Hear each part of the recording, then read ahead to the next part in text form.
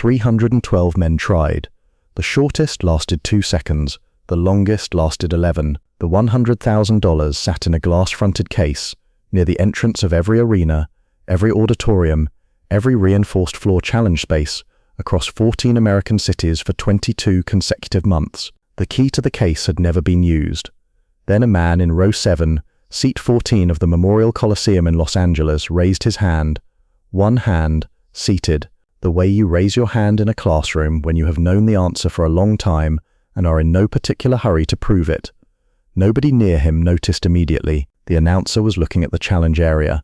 The crowd of 4,200 was looking at the 720-pound man standing in the center of the reinforced hardwood floor, who had just finished depositing Challenger 312, a 240-pound former USC wrestler, onto the same surface Challenger 311 had recently vacated. The hand stayed up, patient, unhurried. The way everything this man did was unhurried, not from slowness, not from hesitation, but from the particular quality of someone who has finished calculating and is simply waiting for the world to catch up to the result. His name was Bruce Lee. He was 28 years old. He weighed 140 pounds. He had been sitting in row 7, seat 14 since Challenger 180. He had been watching one thing for 132 consecutive challenges. Not the hands, not the shoulders, not the center of gravity in the way that 312 men had understood center of gravity when they stepped onto that floor. The left knee. And now, at Challenger 312, he had seen enough to understand what happened in the Memorial Coliseum on the evening of March 14, 1969. You need to understand what the 22 months before it had built. Not just the record, the weight of the record. Because 312 men failing is not the same as 312 failures. 312 men failing is a statement. A statement made across 14 cities, 22 months, and the accumulated testimony of former Marines and Olympic athletes, and professional fighters, and 240-pound former collegiate wrestlers, all of whom had arrived at their respective challenge areas, carrying the particular confidence of people who had been the most physically capable person in every previous room they had entered. None of them had previously entered a room that contained Viktor Alexandrov Kuznetsov. Viktor was born in Novosibirsk in 1931. His father was a steelworker. His grandfather had been a steelworker. The men in Viktor's family were not large in the way that requires explanation. They were large in the way that requires no explanation, the way geological formations require no explanation, the way the Ural Mountains require no explanation. They were simply there, and they were large, and the largeness had been accumulating across 3 generations until it arrived, fully expressed, in Viktor Alexandrov Kuznetsov, 720 pounds. Not fat in the way that the American audiences of 1969 understood fat. The softness, the slowness, the body apologizing for itself. Viktor's 720 pounds was dense, compressed. The specific density of a man whose body had been fed and trained and fed again for 38 years, until the mass and the strength had become indistinguishable from each other, until the distinction between the two had stopped being relevant, because there was no situation in Viktor's experience in which the distinction had ever been tested. He stood 6 feet 2 inches tall, his hands measured by a curious physician in the audience during the Houston event in City 4 of the tour, a man who had brought a measuring tape to a strongman challenge event, because he was that kind of physician, were 11.3 inches from wrist to middle fingertip. His grip strength, recorded in a Soviet sports laboratory in 1958, was 847 pounds per square inch. The laboratory technician had written the number down, looked at it, set down his pen, picked it up again, and written the number a second time. Not because he doubted the instrument, because he wanted to be certain the record was accurate. Numbers like that deserved accuracy. Viktor had won 7 Soviet national strongman titles. The Soviet Sports Authority had stopped entering him after the 4th, because the competition had become administrative. There was nothing to determine. There was only Viktor and then, at a significant distance, everyone else. Entering Viktor in a national strongman competition after his 4th title was the sporting equivalent of entering the ocean in a wetness contest. He came to America in 1961 as part of a cultural exchange program. The program ended in 1963. Viktor did not leave. Nobody asked him to. Nobody asked him anything twice. The consortium that funded the American tour was composed of 7 men: oil, steel, real estate. The quiet, load-bearing infrastructure of American commerce in 1969, the kind of money that does not announce itself because it has been present long enough to have become indistinguishable from the landscape it operates within. These 7 men had met for the first time in the lobby of the Houston Petroleum Club in February 1967 and had arrived across a dinner that lasted 4 hours and consumed 3 bottles of a bourbon that only 2 of the 7 could actually afford, at a shared conclusion. The Cold War had entered a phase where the demonstration of physical superiority had acquired dimensions beyond the military and the political. It had acquired the dimension of narrative, what people believed about strength, whose strength, what kind, how it operated in the world, was shaping decisions that these 7 men needed to shape in their own direction. Viktor Kuznetsov, they agreed, was the most useful demonstration available, a 720-pound Soviet man going undefeated across 14 American cities for 22 months would say something. The 7 men were not entirely certain what it would say, but they were certain it would say it loudly, and that loudly was sufficient for their purposes. Viktor did not know about the narrative dimension. Viktor knew about the $100,000 prize, which was his fee, paid in installments across the 14 cities. He knew about the reinforced hardwood floor that traveled with him, because ordinary floors had cracked under his weight during the setup in Chicago, the first city, the first evening, the first indication that the tour's logistics had not fully accounted for the physics of its central attraction. He knew about the leather ledger that the man in the grey suit kept at every event, recording the names and the durations with the meticulous handwriting of someone who understood that records required documentation. He knew about the sandwiches. In Detroit, City 7, November 1968, a challenger had lasted 9 seconds, the longest duration to that point in the tour. The man was a former Olympic judoka from Ann Arbor, 190 pounds, trained for 14 years, who had found an angle on Viktor's left arm that had forced a weight adjustment in Viktor's base and bought 9 seconds of genuine uncertainty before Viktor completed the adjustment, and the judoka's collarbone introduced itself to the challenge floor. The medical team carried the judoka out. Viktor watched them go. Then he raised both arms, not in triumph, specifically, in inquiry, as if asking the remaining audience whether the result required any additional confirmation. Nobody came forward. Viktor lowered his arms, ate a sandwich.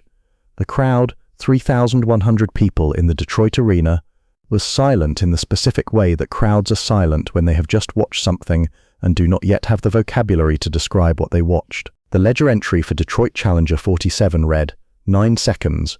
It stood as the record for 11 months, until the Soviet Olympic wrestling gold medalist arrived in City 11, Boston, September 1968. His name was not recorded in any public document related to the tour.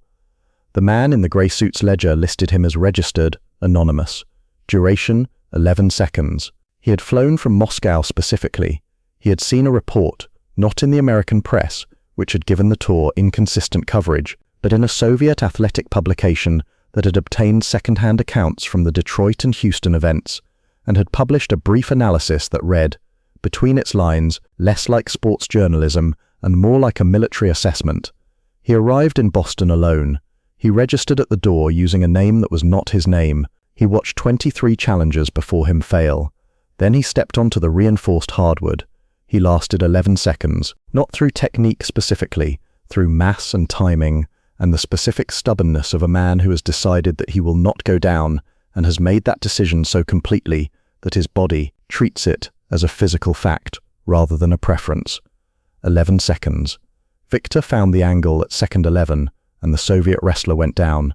He got up immediately, walked back through the crowd, flew back to Moscow the following morning.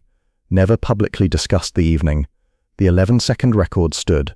For 19 months, through 4 more cities, through 263 more challengers, through the tour's final stop in Los Angeles, it stood. The Memorial Coliseum, Los Angeles, California, March 14th, 1969, 7 p.m. The largest audience of the tour, 4,200 people. The consortium had invested in 6 Los Angeles newspaper advertisements and 4 television spots across 2 local channels. They understood this was the final stop.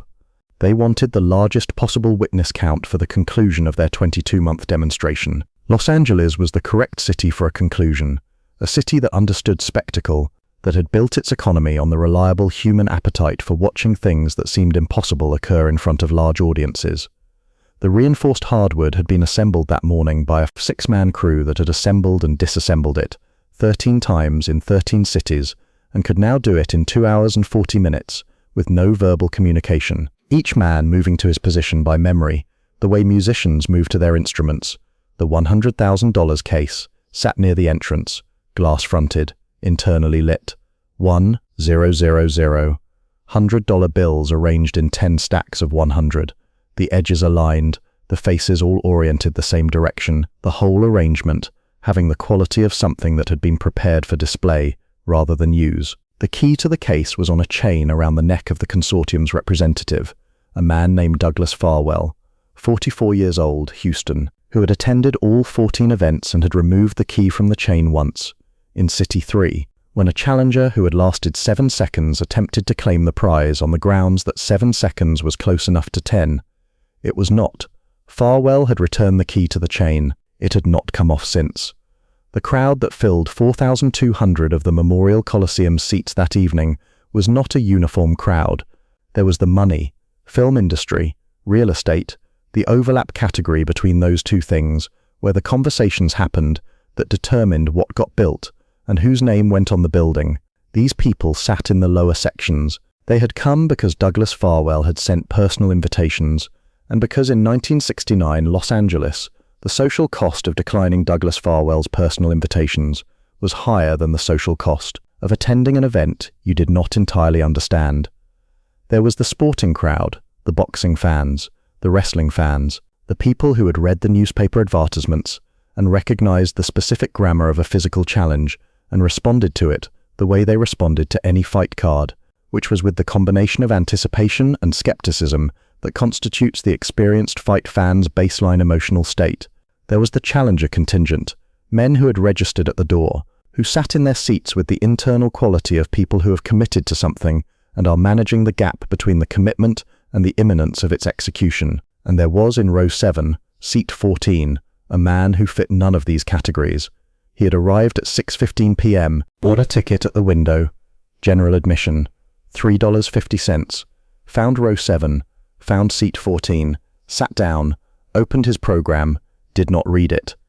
Gerald Park was in row 3. He was a film studio executive, 51 years old, who had been in the industry long enough to have developed a comprehensive skepticism about almost everything, and a residual appetite for the 1 or 2 things per year that genuine surprise could still produce in a man of his experience. He had come to the Memorial Coliseum because Douglas Farwell's invitation had included a line, handwritten, added below the printed text that read, "Gerald, this one is different. Come." Gerald Park had not understood the line when he received it. By Challenger 100, he understood it. By Challenger 200, he had stopped pretending to maintain the skepticism that was his professional default. By Challenger 280, he was sitting forward in his seat, with his drink untouched on the armrest beside him, watching Viktor Kuznetsov deposit another man onto the reinforced hardwood with the same unhurried competence he had brought to the previous 279, and feeling the specific sensation of a man who has come to watch a spectacle and has discovered that what he is actually watching is a demonstration of something he does not yet have a word for. He was in this state, drink untouched, body forward, vocabulary insufficient, when he noticed the man in row 7, not because the man drew attention, because the man did not draw attention, in a room where everyone had long since abandoned the pretense of watching Viktor casually, and the absence of attention drawing, in a room full of people straining forward, was itself a kind of signal. The man in row 7 was sitting back, not relaxed, present, the specific quality of someone who has everything they need and is using it. His eyes were not on Viktor's hands, not on Viktor's shoulders, not on the reinforced hardwood, on Viktor's left knee. Gerald Park looked at Viktor's left knee, saw nothing particular, looked back at the man in row 7. The man in row 7 was 140 pounds, in a dark jacket, with the forearms of someone twice his size resting on his knees, his program open in his lap and unread, his attention so completely given to a single point on Viktor Kuznetsov's left leg that Gerald Park felt, briefly and inexplicably, that the most interesting thing in the Memorial Coliseum that evening was not the 720-pound man on the reinforced hardwood. It was whoever was watching him. Margaret Okafor was in row 12, seat 8. She was a school teacher, 44 years old. She had come because her husband, James Okafor, 38 years old, 215 pounds, former amateur boxer, the most physically capable man in every room she had watched him enter for 14 years of marriage, had registered as challenger 289. James Okafor had lasted 4 seconds. He had approached Viktor with the measured control of a trained boxer, jabbed twice to establish distance, attempted a right hand to the body. Viktor had absorbed the right hand with his left forearm and redirected James Okafor's momentum in a direction James Okafor had not planned to travel. 4 seconds. James had walked back to his seat in row 12, had sat down next to his wife, had not said anything. Margaret Okafor had put her hand on her husband's arm for a moment. Then she had looked back at the challenge area. She had been looking at it since challenger 289, watching. Not for the violence. She was not here for the violence. Watching for something she could not name, some resolution to something the evening had started, but not yet finished. At challenger 312, she was still watching. Her program was folded and unfolded and folded again in her lap, the paper softening at the creases from the repetition of the gesture. Then she saw the hand go up. Row 7, seat 14, one hand. She looked at the hand, looked at the man beneath it, looked at the 720 pounds in the center of the reinforced hardwood. She stopped folding the program. The man in the grey suit opened the ledger to a fresh page. He had opened the ledger to a fresh page 312 times. He had written 312 names. He had filled 312 duration columns. He had never written a number larger than 11. He positioned his pen above the line beneath the last entry, wrote 313, left the duration column blank, looked toward row 7.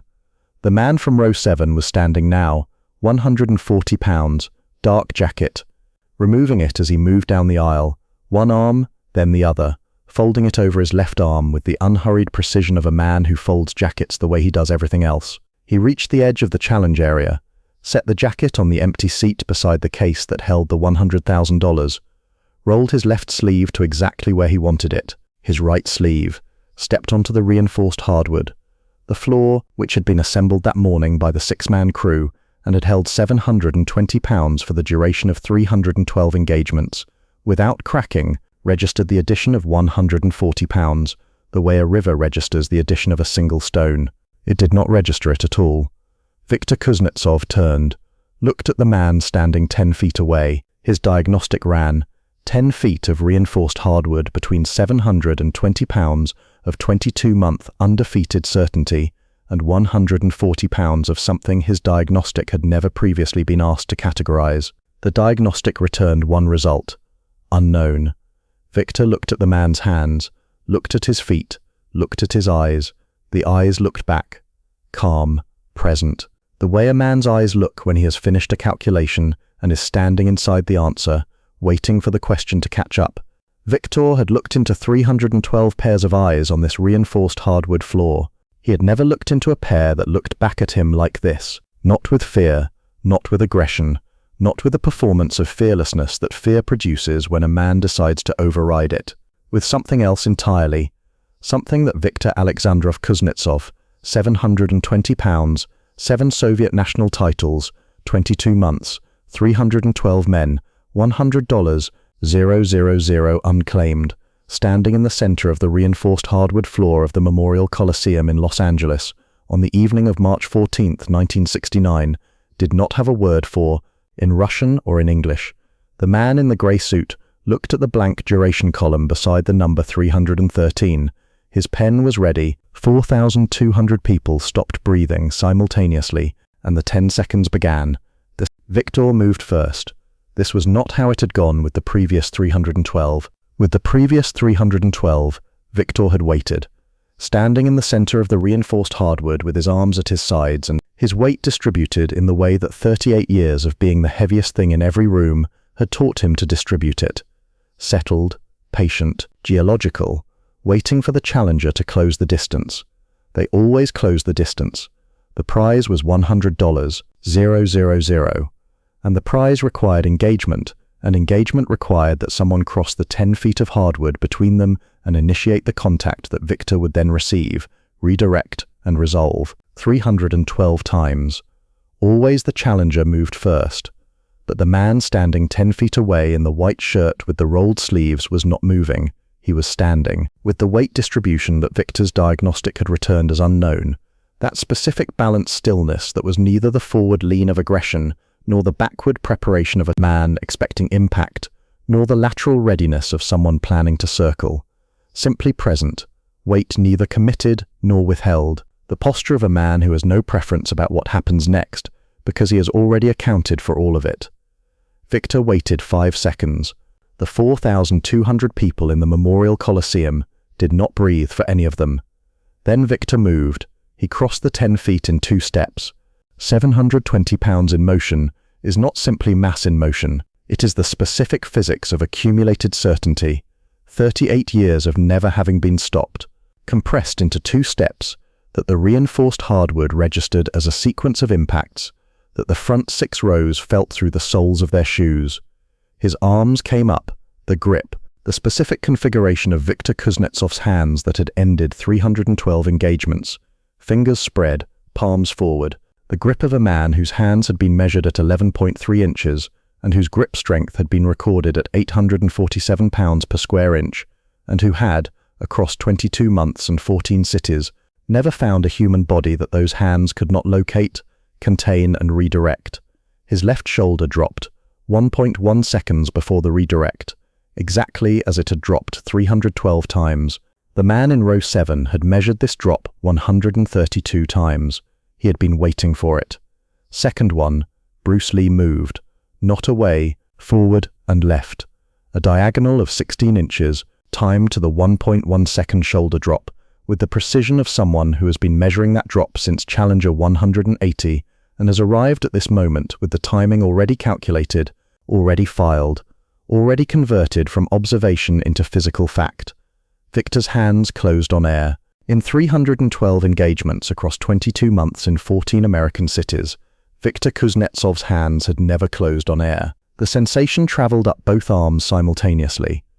Not pain, not impact, the specific wrongness of hands that have closed on the expectation of a human body and found nothing. His brain processed the signal and sent back the only response available. Locate the target, adjust, re-engage. His left knee began to track, 1.1 seconds before the redirect, exactly as it had tracked 312 times. Bruce Lee was already reading it. Second 2. His right hand found Viktor's left forearm, not a grip, a contact point. 2 fingers and a thumb placed on the specific location of the radial nerve above the wrist, the point that Wing Chun practitioners locate by feel rather than by sight, the gate that requires not strength to activate, but angle and compression, and the particular sensitivity of hands that have spent 15 years learning to read force, the way a musician reads sound, not through the eyes, through the body. The pressure was 4 pounds. 4 pounds of correctly angled compression on a nerve cluster that Viktor's 720 pounds had no relevant response to, because you cannot outmuscle a nerve. You cannot absorb a nerve with mass. You cannot redirect a nerve with certainty. The nerve simply receives the message the compression sends and responds the only way nerves respond, involuntarily, completely, without consulting the 720 pounds above it. Viktor's left hand opened.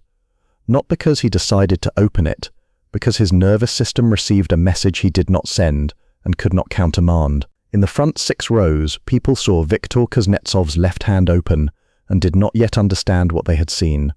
Second 3.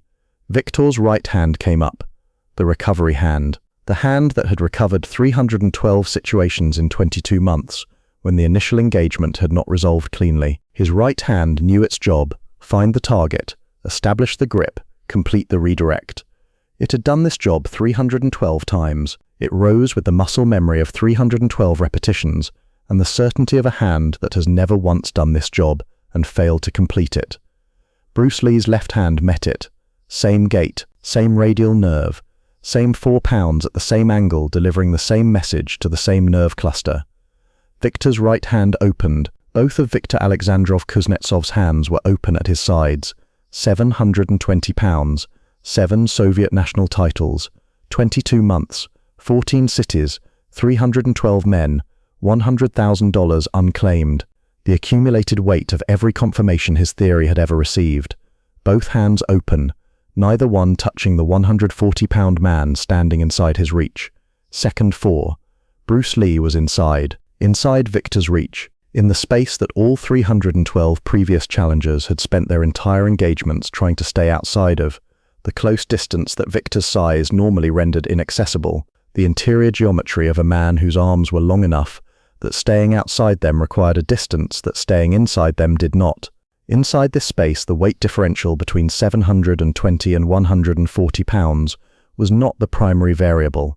It had never been the primary variable. The primary variable was sensitivity, the ability to read force before it arrives and position the body in the space the force is not traveling toward. Viktor had 720 pounds of force. Bruce Lee had 15 years of learning to read where force was going before it got there. Inside this distance, those two facts had a relationship. The relationship was not what 312 men and 22 months had suggested it was. Second 5. Bruce Lee's right palm made contact with Viktor's sternum. Flat, open, fingers together. The pressure of a hand testing a wall's temperature. Gentle, almost inquiring. The touch of someone establishing a fact rather than asserting one. 4,200 people watched a 140-pound man place one open hand on 720 pounds of undefeated certainty. Gerald Park in row 3 set his drink on the empty seat beside him. He did not remember making the decision to set it down. He became aware of having made it only when he felt his hand return to his lap empty. Margaret Okafor in row 12 stopped folding and unfolding her program. The paper was still between her fingers. She had simply stopped moving, the way people stop moving when something is happening that requires the full allocation of their attention, and the body responds by suspending everything non-essential. The man in the grey suit's pen was motionless on the paper, making a dot, a small circle of ink that would still be visible on the ledger's final page when someone found it 40 years later, pressed between two dried pieces of lavender in a storage unit in Culver City. Second 6. Viktor Alexandrov Kuznetsov took one step backward, not falling, not thrown, not redirected by force into an unintended direction, moving. The specific movement of a structure whose foundation has received information it cannot process, and has responded, not with collapse, not with resistance, but with the involuntary physical acknowledgement that the ground beneath the foundation is different from what the foundation had assumed. His right foot found the reinforced hardwood in a position it had not planned to find, 7 inches behind where it had been. In 38 years of standing in the centers of circles, in 22 months of standing in the center of this specific reinforced hardwood floor, across 14 American cities, Viktor Kuznetsov's right foot had never found the floor in a position it had not planned to find. The front 6 rows felt the impact of the step through their seats. It was lighter than any previous impact. That was the thing that the woman in seat 4F would describe to her husband that evening, and to her sister the following week, and to anyone who asked her about the Memorial Coliseum for the next 30 years. It was lighter. When he stepped back, it was lighter than any of the other steps. All those other men going down, you felt every one of them. When Viktor stepped back, you almost didn't feel it, like something had left the step, like the weight had gone somewhere else. Second 7. His left foot followed, the wrestler's emergency base, feet wider than shoulders, weight distributed for stability, the involuntary configuration that 38 years of physical training had built into his body as the response to the specific sensation of a center of gravity that has been moved without permission, his arms extended slightly at his sides.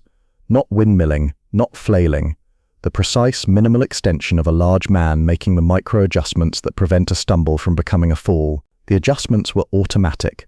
They were the product of 38 years and 720 pounds, and every fall Viktor had prevented across that time. He was not falling, but he was not where he had been, and the 140-pound man in the white shirt was standing in the space where he had been standing, Viktor's space, the center of the reinforced hardwood floor. Second 8, 4,200 people, the Memorial Coliseum, Los Angeles, March 14th, 1969, complete silence. Not the performed silence of an audience waiting for something. The genuine silence of 4,200 people whose respiratory systems have undergone the involuntary suspension that the human body performs when the visual cortex sends information that the brain's existing models cannot accommodate. The brain stops all non-essential processes. It allocates everything to understanding what it just saw. 4,200 brains were doing this simultaneously.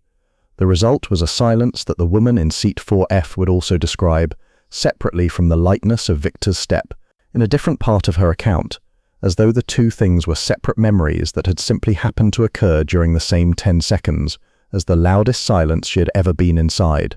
It was so quiet I could hear my own heartbeat. I could hear the man next to me breathing. I could hear the reinforced hardwood floor. I don't know what a floor sounds like, but I heard it. Second 9. Viktor stood 2 steps from where he had been standing, both feet wide on the hardwood, both hands open at his sides, still open, still carrying the residual sensation of the nerve compression that had already physiologically resolved, but whose memory his hands were still reporting, the way a tuning fork reports a note after the strike has ended. He looked at his hands. This was what Gerald Park would remember most clearly when he recounted the evening. Not the steps backward, not the opened hands, not the 140-pound man standing in Viktor's space. The moment Viktor looked at his own hands, he looked at them like he didn't recognize them, like they were somebody else's hands that had been attached to him while he wasn't paying attention, like he was trying to understand something that his hands were supposed to be able to explain and they weren't explaining it. Viktor looked at his hands for 3 seconds, then he looked at Bruce Lee. Second 10, Bruce Lee stood in the center of the reinforced hardwood floor, in Viktor's space, arms at his sides, weight balanced, breathing at the same rate it had been when he stepped off the aisle and onto the hardwood 10 seconds ago. His shirt was undisturbed. His sleeves were still rolled to exactly where he had rolled them. His feet were bare on the hardwood, and the hardwood was not registering them in any way that 200 people, or Viktor Kuznetsov, or the 6-man assembly crew, or Douglas Farwell, with the key on the chain around his neck could detect. He looked at Viktor, direct, unhurried, the look of a man who has demonstrated a thing he already knew and is now waiting for the demonstration to be received.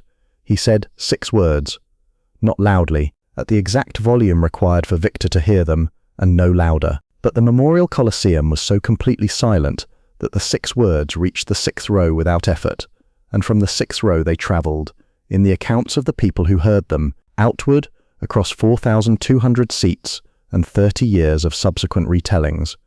The floor is yours, I'm finished. Not a dismissal, not a victory statement, not the performance of a man who has won something and wants the room to know he has won it, an acknowledgement. The quiet, precise acknowledgement of a man who came to test a calculation, has tested it, found the result he expected, and is returning the space to its previous occupant, because the space was never what he came for. The floor is yours, I'm finished. Viktor looked at him for a long time. His diagnostic was running and returning nothing, because the result existed outside every category his diagnostic had been built to process.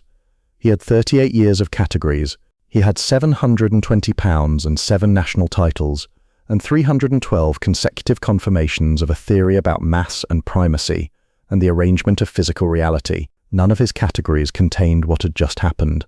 He looked at Bruce Lee. Bruce Lee looked back, and Viktor saw something in those eyes that he would carry with him. On the flight back to wherever he went next, in the hotel room the following morning, when he made his bed with the Soviet habit that 22 months of American hotels had not changed, in the years after when the tour was a memory, and the reinforced hardwood was in a warehouse in Chicago, and the ledger was wherever the ledger went for the rest of his life. Not triumph, not contempt, not the satisfaction of a man who has proven a point at someone else's expense. Something that Viktor, who did not have a large English vocabulary, and whose Russian contained words for things that English did not, could not name in either language. What it felt like, standing in the Memorial Coliseum with both hands open and 10 seconds behind him, was this. The 140-pound man in the white shirt felt sorry for him, not pityingly, not condescendingly. The specific sadness of someone who has seen what you built and understands what it cost and knows what it means that it moved and wishes, without judgment, that you didn't have to find out this way. Viktor nodded, once. Then he turned, walked to the corridor entrance, ducked under the barrier, disappeared into the tunnel that led back to the dressing rooms. 4,200 people watched him go. Nobody said anything for 11 seconds after he disappeared. Then the Memorial Coliseum produced a sound. The man in the grey suit looked at the blank duration column beside the number 313. He looked at it for a long time. Then he wrote 2 words, 10 seconds. Looked at them, crossed them out, wrote instead, complete. Looked at that, closed the ledger, placed his pen in his jacket pocket, did not open the ledger again. Douglas Farwell stood near the $100,000 case with the key on the chain around his neck. He looked at the case, at the $1,000 bills arranged in 10 stacks of 100, edges aligned, faces oriented the same direction, the internal light still illuminating them with the same quality it had illuminated them with in 14 cities for 22 months. He reached up and took the chain from around his neck, held the key in his hand, looked at the case, looked at the 140-pound man in the white shirt who was retrieving his jacket from the seat where he had placed it, picking it up, shaking it once, putting it on with the same unhurried attention he gave to everything. Farwell crossed the floor. The man was buttoning his second button. "Mr. Lee," Farwell said. Bruce Lee looked up. "The prize," Farwell said. He held out the key. $100,000. "It's yours." Bruce Lee finished the button, looked at the key in Farwell's outstretched hand, looked at Farwell. "Find Viktor," he said. "Give it to him." Farwell said nothing. "He spent 22 months confirming a theory," Bruce Lee said. "Tonight he found out the theory had a flaw. That's worth more than $100,000, but the money should still go to him." A pause. "He earned it differently than he expected to. That doesn't mean he didn't earn it." He buttoned the third button, picked up his program from the seat, still unread, still open to the first page, looked at Farwell one more time. "The floor held," he said. Then he walked up the aisle toward the exit. 4,200 people watched him go. Gerald Park in row 3 watched him pass. Margaret Okafor in row 12 watched him pass. The man in the grey suit with the closed ledger watched him pass. Nobody said his name. Nobody needed to. The reinforced hardwood floor was disassembled the following morning by the 6-man crew. It took 2 hours and 40 minutes. No verbal communication. It was trucked to a warehouse on the south side of Chicago, where it sat for 11 years before the warehouse's contents were auctioned. The floor sold in sections to 3 separate buyers. None of them knew what it was. The ledger went with the floor. It ended up in a storage unit in Culver City, acquired in a lot purchase by a man named Raymond Chu, who collected vintage paper goods, and who found it in a box in 1991 and sold it for $4 at a swap meet to a woman who used it to press flowers. The entry on the final page, 313, complete, was preserved between 2 pieces of dried lavender for 14 years before the woman's daughter found it, while cleaning out a closet, and threw it away, not knowing what it was. The $100,000 case was found in Viktor's hotel room at the Biltmore the morning of March 15th, unopened, still locked. The key was beside it on the desk. Viktor had written 1 word on the hotel notepad, in Russian. The consortium's representative did not read Russian. He kept the notepad anyway. He had it framed. He never had it translated. He hung it in his office in Houston for 31 years. When people asked what it said, he told them he didn't know. He was not lying. Dan Inosanto, in a conversation years later that he reconstructed from memory when asked about the Memorial Coliseum, evening, or the version of it that had reached him through the careful word of mouth that moves through communities of people who train together and trust each other and understand that certain stories belong to the space between those conditions. I asked him what he was looking for from row 7. He said, "The knee." I said, "Why the knee?" He said, "Because the hands perform. The knee reveals." I said, "What's the difference?" He was quiet for a moment. Then he said, "The hands do what the training tells them to do. The knee does what the body actually intends. After enough repetitions, the 2 things separate. The hands become a story the body tells. The knee remains the truth." A pause. I asked him if Viktor knew. He said, Viktor knew everything his 720 pounds had ever needed to know. He just didn't know the one thing his 720 pounds had never needed to know. I asked what that was. He said, that 720 pounds is the answer to a specific question, and not every question is that question. The $100,000 case was delivered to Viktor Kuznetsov's forwarding address 6 weeks after the Memorial Coliseum. The address was a post office box in a city that the consortium's representative declined to name in any subsequent account. A receipt was signed. The signature was illegible. The case was never mentioned publicly by Viktor or by any member of the consortium or by Douglas Farwell, or by any of the 200 people who were present in the Memorial Coliseum on the evening of March 14, 1969. It was mentioned in one place, the notepad from the Biltmore Hotel, the one word in Russian, which the real estate developer from Houston framed and hung in his office for 31 years without translating. His daughter, cleaning out the office after his death in 2003, had it translated by a colleague who had studied Russian literature at UCLA. She called her brother with the result. They were both quiet for a moment. Then her brother asked what the word meant. She told him the word was enough. 312 men spent 22 months confirming that the heaviest thing in the room is the last thing standing. One man spent 132 challengers watching a knee. The reinforced hardwood held, the ledger closed, the $100,000 found its way. Viktor wrote one word and left. What is the heaviest thing you have been carrying, and when did you last check whether it was still true? End. The heaviest thing in the room,